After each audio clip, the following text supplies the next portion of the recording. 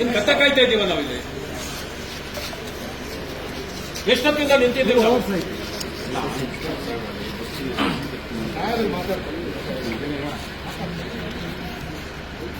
ಒಬ್ಬ opposition leader ನಿಂತಿದ್ದಾರೆ ಅಂತಾರೆ ನಿಮ್ಗೇನು ಸ್ವಲ್ಪ ಗೌರವ ಬೇಡವಾ ನಿಮ್ಗೆ? 2-3 ಅವರಿಂದ ನಿಂತಿದ್ದೀವಿ ನಾವಿಲ್ಲಿ. ಒಂದು FIR ಹಾಕಕ್ಕೆ ನಿಮ್ಗೆ ಬೆಳಗ್ಗೆ 8 ಗಂಟೆಯಿಂದ ಬೇಕು ಟೈಮು. ಈ ಸರ್ಕಾರದ ಗುಲಾಮಗಿರಿ ಮಾಡಬೇಡಿ. ನಿಮಗೆ ಅಂತ ಒಂದು ಗೌರವ ಇದೆ, ಆ ಗೌರವನ ಉಳಿಸ್ಕೊಳ್ಳಿ ನೀವು. ಕಂಪ್ಲೇಂಟ್ ಅಲ್ಲಿ ಕೊಟ್ಟಿರೋದು ಮೂರು ಹೆಸರಿದೆ, ಹಾಕಿದ್ದೀರಾ? ಕಂಪ್ಲೇಂಟ್ ಅಲ್ಲಿ ಏನಿದೆ ನೀವು ಕೊಟ್ಟಿರೋದು ಅದೇ ಕಂಪ್ಲೇಂಟ್ ಅದೇ. ಹೌದು, ಏನಿದೆ?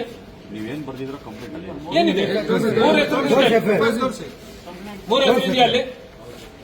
ನೀವು ಕಂಪ್ಲೇಂಟ್ ಏನಿದೆ, ನೀವು ಕಂಪ್ಲೇಂಟ್ ಸರ್, ಇದು first information report sir. Okay, ನೀವು ಕಂಪ್ಲೇಂಟ್ ಏನ್ ಕೊಟ್ಟಿರೋ ನಾವು ಅದನ್ನೇ ಅಟ್ಯಾಚ್ ಮಾಡಿದೀವಿ, ಅದನ್ನು ಸಮೇತ ಕೋರ್ಟಿಗೆ ಕೊಡ್ತೀವಿ ಸರ್. ಈಗ ಕಂಪ್ಲೇಂಟ್ ಅಲ್ಲಿ 3 ಹೆಸರು ಇದೆ, ಆ 3 ಹೆಸರು ಇದೆಯಾ ಅದರಲ್ಲಿ? ಇಲ್ಲ ಮತ್ತೆ ಮಾಡ್ಬೇಕಲ್ವಾ? ನಾನು ಇಲ್ಲಿ ಕುತ್ಕೊಂಡು ಆವಾಗಿಂದ ಫೋನ್ ಮಾಡಿದಾಗ ಇದೆ ಅಂತ ಹೇಳ್ತೀರಿ. ಆಮೇಲೆ ನಿಮ್ಮ ಡಿವೈಎಸ್ಪಿ ಅಲ್ಲ, ಡಿಸಿಪಿ ದೇವರಾಜ್ಗೆ ಇಲ್ಲಿ ಮಾತಾಡಿದಾಗ ಇಲ್ಲ ಇದೆ ಅಂತಾರೆ. 4 ಹೆಸರಿದೆ ಅಂದ್ರು ಸರ್. ನೀವು ಕೊಟ್ಟಿರೋ ಕಂಪ್ಲೇಂಟ್ ಏನಿದೆ, ಕಂಪ್ಲೇಂಟ್ ಅದೇ ಇದೆ ಸರ್. ಕಂಪ್ಲೇಂಟ್ ಏನು ಇದರಲ್ಲಿ ಇದಾಗಿಲ್ಲ ಸರ್. ಫಸ್ಟ್ ಇನ್ಫಾರ್ಮೇಶನ್ ನಾವು ನಮ್ಮ ಅನುಕೂಲ ತಕ್ಕನಾಗಿ ಮಾಡ್ತೀವಿ ಸರ್.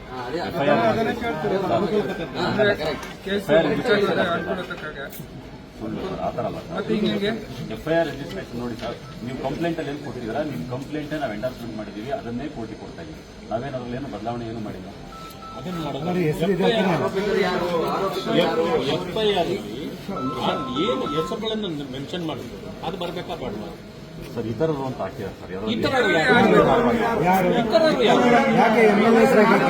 ಹೋಗ್ಲಿ, ಇತರರು ನಾನಾ ತನಿಖೆಯನ್ನು ಮುಂದೆ ಮಾಡಿದ್ಮೇಲೆ ನೀವು ಹಾಕಬೇಕು. ಇದು ಸರಿಯಾದ ಕ್ರಮ ಅಲ್ಲ. ಇದು ಒತ್ತಡ ಬರುತ್ತೆ ನೀವು ಹಿಂಗ್ ಮಾಡ್ಬಿಟ್ರೆ ನ್ಯಾಯ ಕೊಡಿಸೋರು ಯಾರು?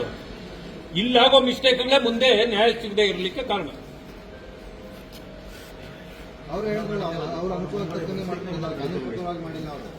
ನಾವು ಇಷ್ಟು ಮಾತಾಡ್ತಾ ಇದ್ದೀವಿ, ಅಶೋಕ್ ಅವರು ಬಂದು ಇಲ್ಲಿ ನಿಂತು ಅವ್ರು ಹೋದ್ರು ಹಾಸ್ಪಿಟಲ್ಗೆ ಹೋಗ್ಬೇಕು ಅಂತ.